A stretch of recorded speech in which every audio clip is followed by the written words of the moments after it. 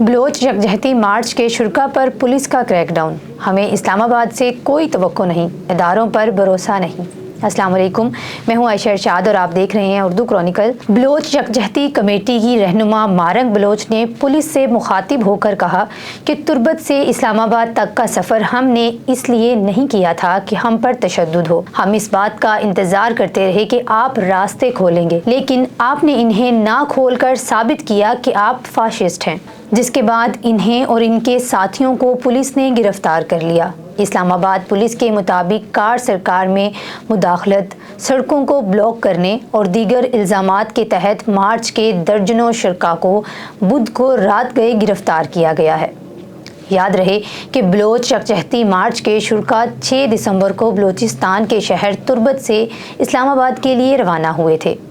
یہ مارچ بدھ کی شام اسلام آباد کی حدود میں پہنچا تھا۔ رواں سال نومبر میں تربت میں بالاچ بلوچ سمیت 4 نوجوانوں کو CDT بلوچستان نے مبینہ پولیس مقابلے میں ہلاک کرنے کا دعویٰ کیا تھا، جبکہ لواحقین کا الزام ہے کہ یہ تمام افراد زیر حراست تھے اور ان کا ماورائے عدالت اور جعلی مقابلے میں قتل کیا گیا ہے۔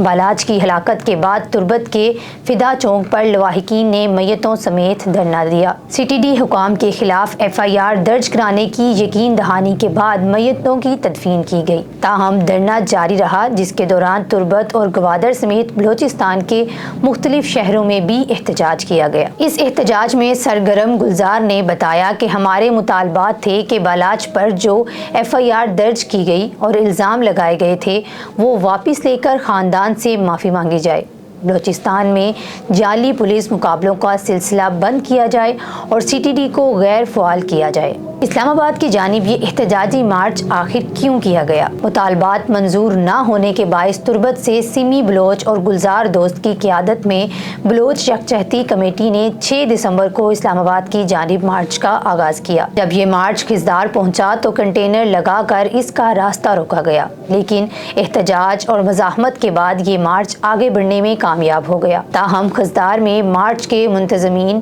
اور شرکاء کے خلاف مقدمہ درج کیا گیا۔ گزشتہ مارچ کے مقابلے میں اس مارچ میں لوگوں کی تعداد زیادہ تھی، جبکہ اس کی قیادت خواتین کر رہی تھیں۔ اس مارچ کو زیادہ پذیرائی ملی اور اس مارچ کے شرکاء نے جلسوں سے بھی خطاب کیا۔ مارنگ بلوچ کہتی ہیں کہ جب انتخابی جلسے ہو رہے تھے تو لوگوں کی ہمدردیاں ان کے ساتھ تھیں۔ ان کا کہنا تھا کہ ہمارے جلسے اس سے بڑے تھے، کوئی ہمیں کمبل دیتا تو کوئی اپنے گھر میں ٹھہراتا تھا۔ گمشدگی سے تمام افراد کے تحفظ کے لیے بین الاقوامی کنونشن 2010 میں نافذ العمل ہوا، جس کا مقصد گمشدگیوں کو روکنا، سچائی سے پردہ اٹھانا اور اس بات کو یقینی بنانا ہے کہ لواحقین اور متاثرین کے خاندانوں کو انصاف، سچائی اور معاوضہ ملے۔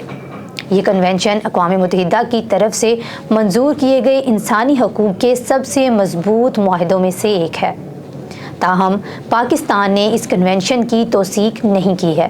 حکومت پاکستان ان گمشدگیوں سے لا تعلقی کا اظہار کرتی ہے۔ موجودہ نگران وزیر اعظم انوار الحق کاکڑ، جو ماضی میں بلوچستان حکومت کے ترجمان بھی رہ چکے ہیں، گمشدگیوں کے الزامات کو مسترد کرتے ہیں۔ حال ہی میں ایک نجی نیوز چینل کو دیے گئے انٹرویو میں ان کا کہنا تھا کہ گمشدگیوں اور حراست میں لینے میں فرق ہے۔